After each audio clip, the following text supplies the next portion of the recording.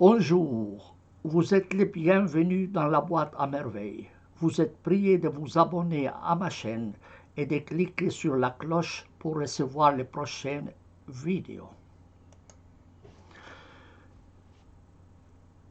Je voudrais aujourd'hui vous parler de l'origine des lois nazies, appelées les lois de Nuremberg.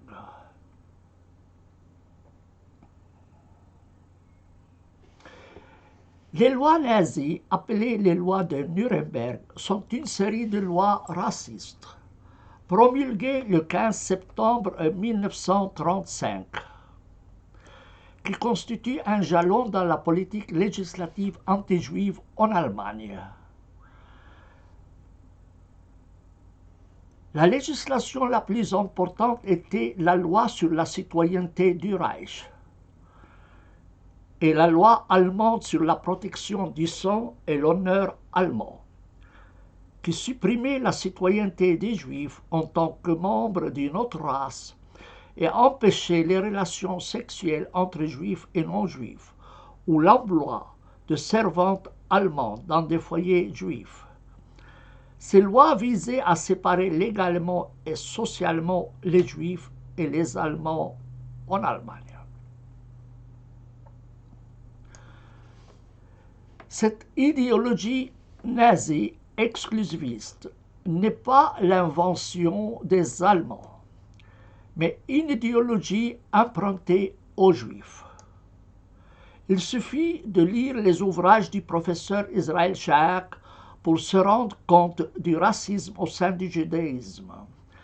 Cette pensée raciste juive se trouve dans un discours publié en 1844 par le premier ministre britannique Benjamin Disraeli, dans lequel il décrit la pureté de la race juive dans des expressions qui feraient rougir Hitler lui-même.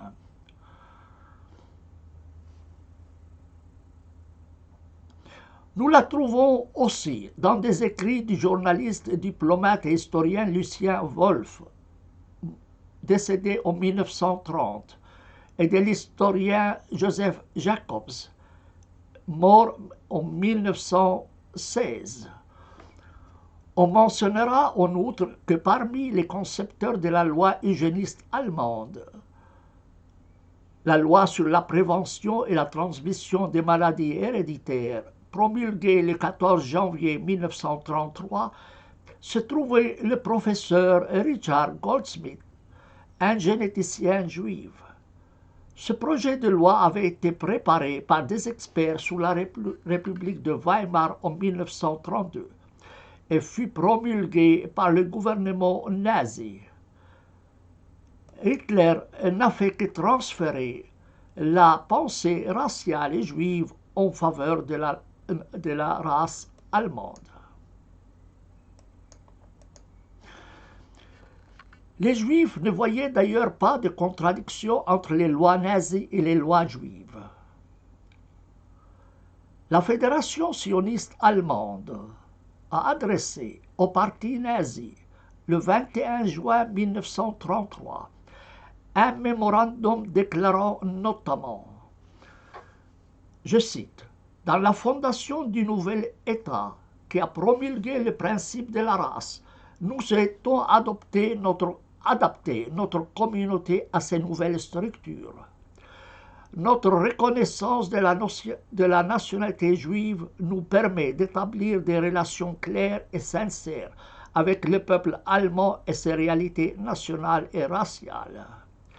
Précisément parce que nous ne voulons pas sous-estimer ces principes fondamentaux, parce que nous aussi nous sommes contre les mariages mixtes et pour le maintien de la pureté du groupe juif, les Juifs conscients de leur identité, au nom desquels nous parlons, peuvent trouver place dans la structure de l'État allemand, car ils sont libérés du ressentiment que les Juifs assimilés doivent éprouver. Nous croyons en la possibilité de relations loyales entre les Juifs conscients de leur communauté et l'État allemand. J'entends ici l'État allemand hitlérien. Pour atteindre ces objectifs pratiques, le sionisme espère être capable de collaborer même avec un gouvernement fondamentalement hostile aux Juifs. La réalisation du sionisme n'est gênée que par le ressentiment des Juifs à l'extérieur contre l'orientation allemande actuelle, la propagande pour les boycotts actuellement dirigés contre l'Allemagne est par essence non sioniste. Donc c'est le texte qui a été écrit par la Fédération sioniste d'Allemagne aux autorités allemandes pour leur dire qu'il n'y a pas de contradiction entre les lois nazies et les lois juives.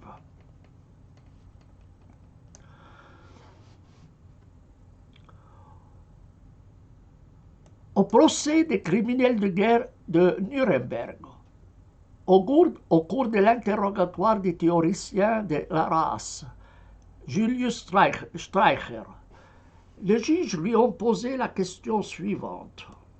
Donc c'était un des criminels de guerre condamnés à Nuremberg. Les juges lui ont posé donc la question suivante. En 1935, au congrès du parti à Nuremberg, les lois raciales ont été promulguées. Lors de la préparation de ce projet de loi, avez-vous été appelé en consultation et avez-vous participé d'une façon quelconque à l'élaboration de ces lois? Réponse de Streicher.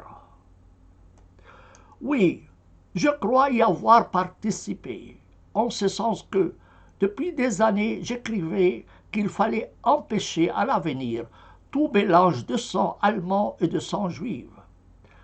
J'ai écrit des articles dans ce sens et j'ai toujours répété que nous devions prendre la race juive ou le peuple juif pour modèle.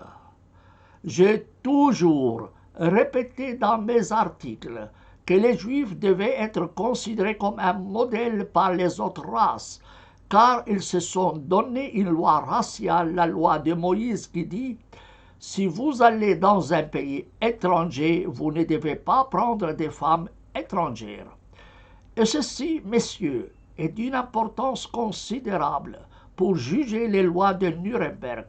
Ce sont ces lois juives qui ont été prises pour modèle. Je répète, les paroles donc du criminel de guerre Streicher.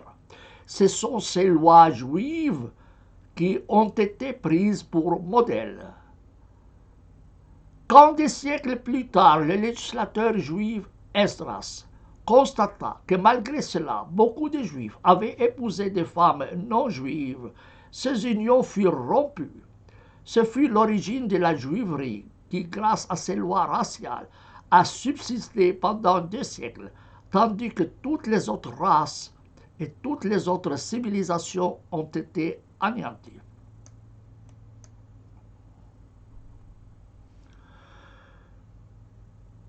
Signalons ici que la Bible interdit le mariage mixte entre juifs et non-juifs. On y lit dans Deutéronome chapitre 7, lorsque Yahvé, ton Dieu, t'aura fait entrer dans les pays dont tu vas prendre possession, des nations nombreuses tomberont devant toi.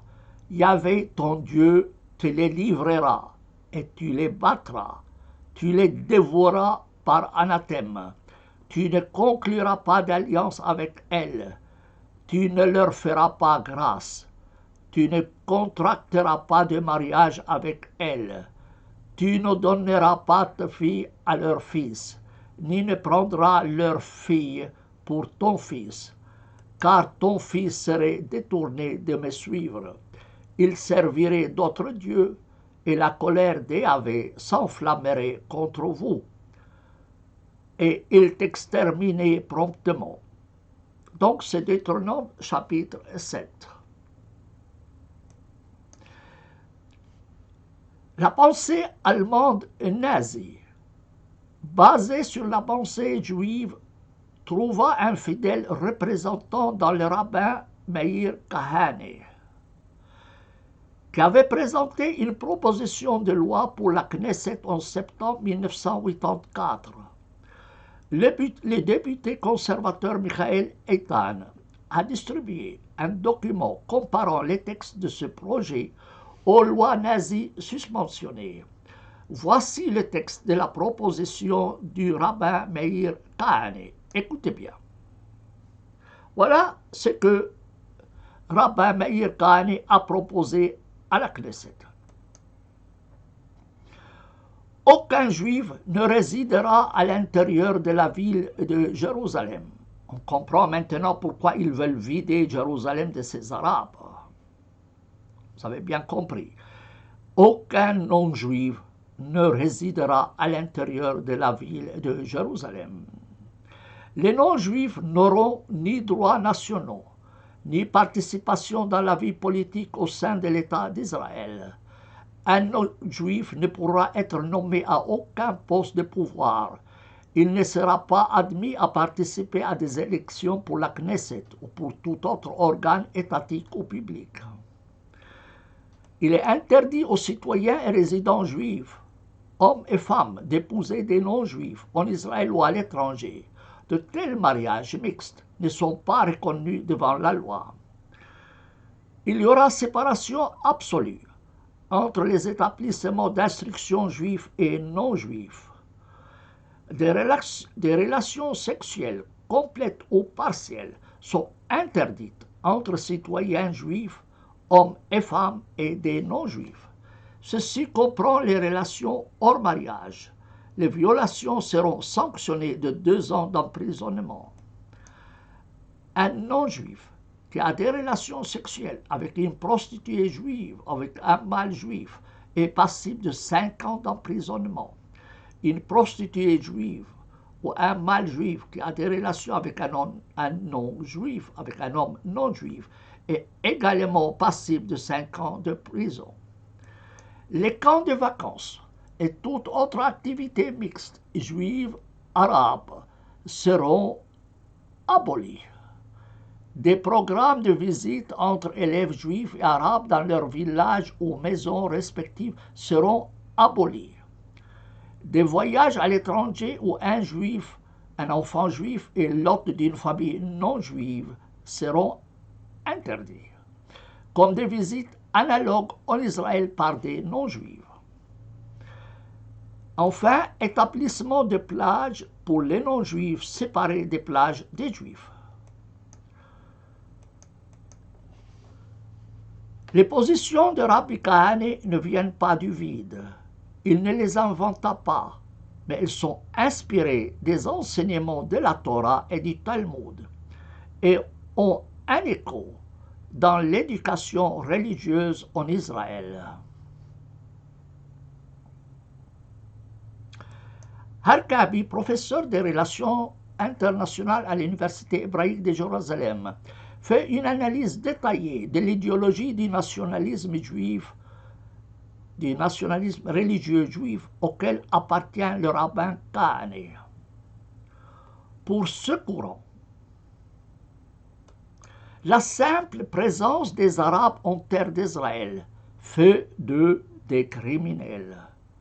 Il faut donc les expulser, voire les exterminer. Harkabi cite plusieurs rabbins israélites pour qui la Bible commande de déposséder tous les habitants de la terre d'Israël et de les remplacer par les Juifs. Selon ces rabbins, aucun non-juif n'a le droit de résider en terre d'Israël, et moins encore à Jérusalem. Le maintien des non-juifs en terre d'Israël est une transgression de la loi religieuse juive, une profanation du nom de Dieu. Les Arabes sont assimilés à Amalek, mentionné dans Deutéronome chapitre 25. Le rabbin Israël Hess, aumônier du campus de l'université de Bar Ilan, publia un article dans le journal des étudiants intitulé « Le commandement de génocide dans la Torah ». Il y dit qu'il viendra le temps où tous les Juifs seront appelés à accomplir le commandement divin de détruire Amalek. Ce commandement exclut toute pitié et ordonne de tuer et de détruire même les enfants et les nourrissons. Ce rabbin invoque Maïmonide pour affirmer que le fait de tuer un non-juif ne transgresse pas le commandement « tu ne tueras point ».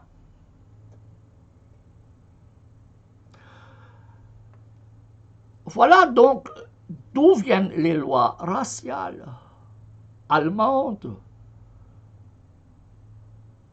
et qu'en pensent les milieux religieux juifs. Et on comprend maintenant ce qui se passe en Palestine, avec la destruction de 81% des villages palestiniens et l'expulsion de leurs habitants et l'interdiction de leur retour.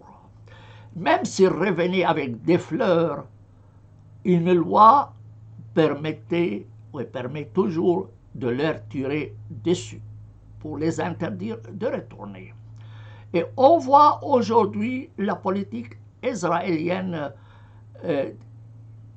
d'expulsion des Arabes de Jérusalem et la confiscation des biens des Palestiniens dans les territoires occupés pour établir des colonies. J'espère que ces indications vous aideront à comprendre ce qui se passe aujourd'hui et quelle est la parenté entre les lois nazies allemandes et les lois et pratiques israéliennes d'aujourd'hui.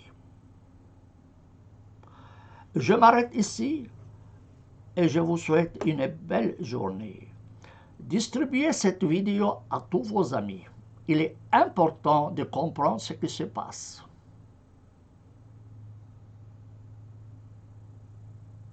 Il est important de comprendre ce qui se passe aujourd'hui en Palestine. De purification ethnique pratiquée par l'État d'Israël sur des bases communes, juives et nazies. Je m'arrête ici. Je vous prie de vous abonner à ma chaîne et de cliquer sur la cloche pour recevoir les prochaines vidéos. Au revoir.